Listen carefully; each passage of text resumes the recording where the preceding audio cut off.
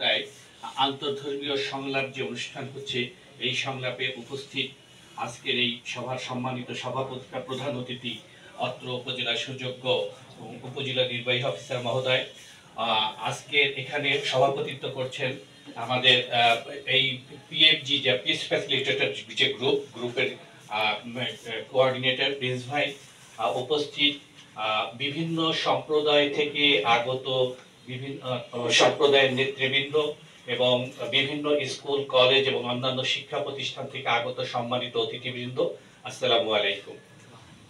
আমরা গত কয় তারিখে একটা প্রোগ্রাম করলাম রোকন ভাই, একটা 5 তারিখে আপনার এখানে আর একটা প্রোগ্রাম করেছিলাম, যেটা ছিল পিস ইভেন্ট। আমরা আপনার মেইন সড়ক দিয়ে ঘুরে তারপরে আমরা হল রুমে একটা আলোচনা সভার আয়োজন করেছিলাম। আমাদের কোমলমতি ছাত্রছাত্রী সেই অনুষ্ঠানে উপস্থিত ছিল। তো তার পরবর্তী যে অনুষ্ঠানটা আমরা এখানে করছি সেটা হচ্ছে, আপনারা দেখতে পাচ্ছেন, আন্তঃধর্মীয় সংলাপ। তো আমার পরে যে দায়িত্বটা পড়েছে যে প্রজেক্ট সম্পর্কে আমার ব্রিফিং দেওয়া। তো আমি প্রথমেই বলতে চাই যে হাঙ্গার প্রজেক্টটা কি এবং কত সালে তার কার্যক্রম শুরু করেছিল।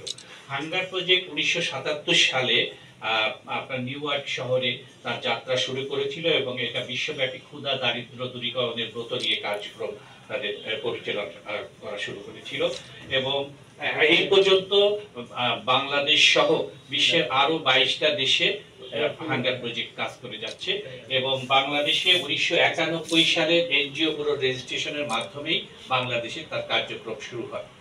হাঙ্গার প্রজেক্ট একটা বিশ্বাস, একটা প্রতিশ্রুতি, একটা সামাজিক আন্দোলন। বিশ্বাসটা কি?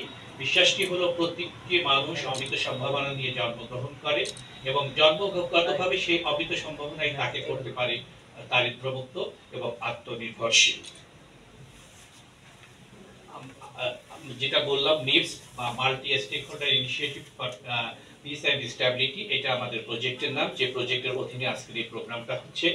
এই প্রজেক্টটা আর আপনারা উপরে দেখছেন শান্তি ও স্থিতিশীলতা অর্জনে সম্মিলিত উদ্যোগ। এখানে আমরা দি হাঙ্গার প্রজেক্ট এটা অধীনে আমরা প্রজেক্টটা ইমপ্লিমেন্ট করতেছি এবং এখানে আরো একটা অর্গানাইজেশন জড়িত আছে, IFES, international foundation for electoral system. আর এই প্রজেক্টটাকে সাপোর্ট করে থেকে FCDO, foreign commonwealth development organization বা FCDO। এটা একসময় একে ডিফিট বলে বলা হতো। এই কার্যক্রমের লক্ষ্য এবং উদ্দেশ্য, এই প্রকল্পের লক্ষ্য হলো বাংলাদেশের রাজনৈতিক, ধর্মীয় এবং জাতিগত সহিংসতার ঘটনা চিহ্নিত, প্রতিরোধ ও প্রশমিত করার মধ্য দিয়ে রাজনৈতিক সহনশীলতা বৃদ্ধি এবং সকলের মধ্যে সম্প্রীতি পুনরুদ্ধার করা। অর্থাৎ আমাদের যে পলিটিক্যাল, রিলিজিয়াস এবং এথনিক্যাল যে ভায়োলেন্স আছে, সেই ভায়োলেন্সটাকে এটাকে আইডেন্টিফাই, চিহ্নিত করা, এটাকে মিটিগেট করা, এটাকে প্রিভেনশন করা এবং এটাকে ডিফিউশন করা, এটাই হচ্ছে মূল লক্ষ্য। যার এই ফলশ্রুতিতে আপনারা দেখছেন যে আমরা বিভিন্ন সময় যে পিস ইভেন্ট গুলো করতেছি, আন্তঃধর্মীয় সংলাপগুলো করছি, শুধু এই জিনিসটাকেই যাতে করে আমরা সাস্টেইন করতে পারি। এবং আমরা জানি যদি আমাদের সমাজের এই সমস্ত জিনিসগুলা, এই কনফ্লিক্টগুলো